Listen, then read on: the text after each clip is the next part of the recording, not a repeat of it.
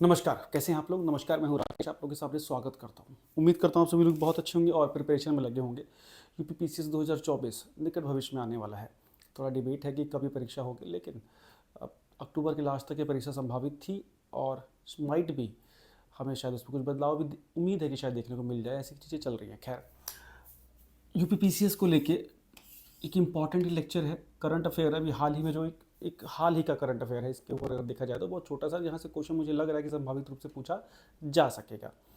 संयुक्त राष्ट्र जो है यूनाइटेड नेशन, उसका 79th जो महासभा है उसका सेशन चल रहा है 10 सितंबर से, पता होगा आप लोगों को। 10 सितंबर से कई सारी डेवलपमेंट्स हो रही है, कई सारे बयान पढ़े जा रहे हैं, अलग अलग राष्ट्राध्यक्षों के बयान वहाँ जा रहे हैं। तो उसमें एक इम्पॉर्टेंट रेजोल्यूशन को अडॉप्ट किया गया है, वहाँ से क्वेश्चन बन सकता है। बिकॉज ये खास तौर से उसी प्रकार का क्वेश्चन है जैसे यूएनएफसीसी से रिलेटेड क्वेश्चन हमें पूछे जाते हैं, तो निश्चित रूप से परीक्षा में क्वेश्चन ही आ सकता है। अगर ये परीक्षा अक्टूबर में भी होती है तो भी ये सितंबर तक का करंट हमें पढ़ना ही होता है। जनवरी से लेकर सितंबर तक का करंट हमें पढ़ना ही होगा। अगर ये परीक्षा जैसा कि लग रहा है कि शायद दिसंबर तक जाए, तो भी हमें ये परीक्षा के लिए इंपॉर्टेंट होगा। तो चलिए शुरू करते हैं। इस बार का जो 79वां अधिवेशन चल रहा है यूएनजीए का, यूनाइटेड नेशन जनरल असेंबली का, न्यूयॉर्क में, आपको पता होगा। उसमें एक पैक्ट को, एक या एक कह लीजिए कि एक मसौदा तैयार करके उसे पारित किया गया है। पैक्ट ऑफ फ्यूचर मतलब एक ऐसा समझौता जो भविष्य की नींव रखे, या भविष्य को लेके होने वाला एक समझौता, ये नाम दिया गया है। तो ये इंपॉर्टेंट है, यूनाइटेड नेशन जनरल असेंबली के द्वारा अडॉप्ट किया गया रेजोल्यूशन है। इसमें खास तौर से 5 बड़े एरियाज़ पे फोकस किया गया है, और वो एरियाज़ क्या हैं, यहाँ से क्वेश्चन बन के आ सकता है। देखिए, 5 बड़े चीज़ों को लेके इस रेजोल्यूशन को पास किया गया कि इन क्षेत्रों में कार्य करना है, और ये पैक्ट के रूप में तैयार किया गया है। अब देखिए क्या है ये। जो पहला ब्रॉडर एस्पेक्ट है वो है सस्टेनेबल डेवलपमेंट। इटसेल्फ बहुत बड़ा कंसेप्ट है ये। हमेशा क्वेश्चन अब तो आते हैं छठी क्लास से लेके, और यूपीपीसीएस की परीक्षा या यूपीएससी की परीक्षा में धारणीय विकास, या जिसको सस्टेनेबल डेवलपमेंट कहा जाता है, वो परीक्षा में पूछा जाता है। 2015 का जो पेरिस समझौता था यूएनएफसीसी का, उसमें खास तौर से इसको अडॉप्ट किया गया था। और 2030 तक जो हमारे करीब 17 लक्ष्य हैं सस्टेनेबल डेवलपमेंट गोल्स के रूप में, वो प्राप्त करने हैं, कि जिन लक्ष्यों को प्राप्त करने से विश्व में सस्टेनेबल डेवलपमेंट का कंसेप्ट पूरा होगा। सस्टेनेबल डेवलपमेंट को साधारण शब्दों में अगर पढ़ा जाए तो ये वह विकास है जिसमें कि भविष्य को खास तौर से नज़र में रख के वर्तमान के हिसाब से रिसोर्सेज का यूज़ करना। जो भी स्कार्सिटी है, जो भी समस्याएँ हैं, हम वो रिसोर्सेज के लेके है। हमारे पास जितने संसाधन हैं दुनिया में, उनको हमें किफ़ायत से यूज़ करना होता है, बिकॉज उसी पे जीवन चल रहा है। तो हम भविष्य में रिसोर्सेज को इस हिसाब से यूज़ करें कि जो वर्तमान में हम रिसोर्सेज को इस हिसाब से यूज़ करें कि जो भविष्य की जो पॉपुलेशन है या जो भविष्य के लोग हैं, वो भी उन संसाधनों का लाभ उठा सकें। इस कंसेप्ट को ही सस्टेनेबल डेवलपमेंट बोला जाता है।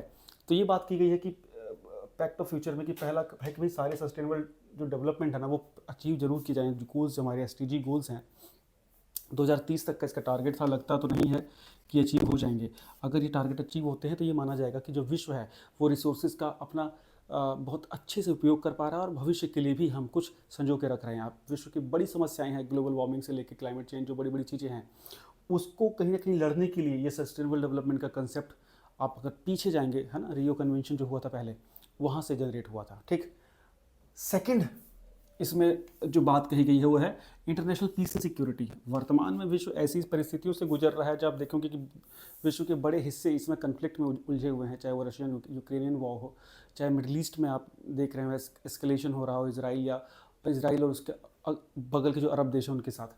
तो अंतर्राष्ट्रीय स्तर पे पीस अकॉर्ड्स मजबूती से लाए जाएँ, शांति और सुरक्षा का वातावरण बनाया जाए, और ऐसी सिचुएशन और ऐसे हालात बनाए जाएं कि अंतर्राष्ट्रीय स्तर पे शांति और सुरक्षा प्रदान की जा सके लोगों को और विश्व को। ठीक। तो ये है सेकंड पार्ट इसका। तीसरा इसमें इनिशिएटिव किया गया कि साइंस टेक्नोलॉजी और डिजिटल रेवोल्यूशन को बहुत इम्प्रूव किया जाए, बड़ा किया जाए, और इससे लोगों को अगर कहा जाए कि लोगों के निचले स्तर तक पहुँचाया जाए, जो लास्ट लेग है वहाँ तक चीज़ें पहुँची। मतलब साइंस टेक्नोलॉजी और डिजिटल ट्रांसफॉर्मेशन का यूज़ किया जाए किस प्रकार से भविष्य के रूप में लोगों को मजबूत और सक्षम बनाने के लिए। भारत में ये डिजिटल क्रांति आप देख रहे हैं किस प्रकार से हम लोग डिजिटली कितना साउंड हुए हैं विगत 10 वर्षों में। अगर देखा जाए तो निश्चित रूप से इसमें दो राय नहीं है। रोजगार के अवसर से लेके हमारे जीवन का एक बड़ा आधार स्तंभ बन चुका है ये। नेक्स्ट अगर देखेंगे तो फोर्थ क्या कह रहा है, यूथ और फ्यूचर जनरेशन है, इस पर काम करना होगा, उनको लिटरेट करना होगा, स्किल्ड करना होगा, या इनके ऊपर हमें काम करना होगा। है ना, जनरलाइज चीज़ें हैं। अब देखिए यहाँ से MCQ क्वेश्चन बन सकते हैं, इन पांचों में से ऊपर नीचे करके किसी से भी क्वेश्चन बनाया जा सकता है।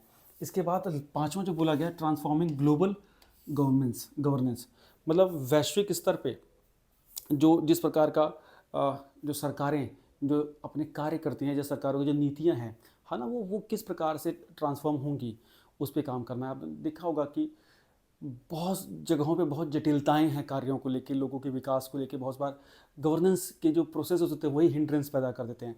तो गवर्नेंस स्मूथ हो, है ना, तो उसके प्रोसेस स्मूथ हों, सही प्रकार से सरकार कब काम करती है, जब उसका काम करने का तरीका बेहतर होता है ना।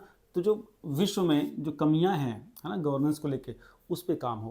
तो ये 5 बड़े पॉइंट्स थे जिसको लेके पैक्ट ऑफ फ्यूचर की बात की गई थी। संयुक्त राष्ट्र से रिलेटेड है, सस्टेनेबल डेवलपमेंट से रिलेटेड है, भविष्य की ओर एक बात करता है जिस पर विश्व के सभी नेताओं की सहमति लेता है। तो ये क्वेश्चन मुझे लग रहा है कि सिग्निफिकेंट आने वाली सभी परीक्षाओं के लिए जो 6 महीने के अंतराल में होने वाली हैं या 6 महीने के अंदर होंगी। ठीक है, तो उम्मीद करता हूँ लेक्चर अच्छा लगा आप लोग, और फिर और नए लेक्चर्स के साथ हम लोग जल्दी मिलेंगे। चैनल में पहली बार हैं तो सब्सक्राइब जरूर कर दीजिएगा। टेलीग्राम ग्रुप अगर ज्वाइन नहीं किया तो ज्वाइन कर दीजिएगा। Thank you so much, bye bye.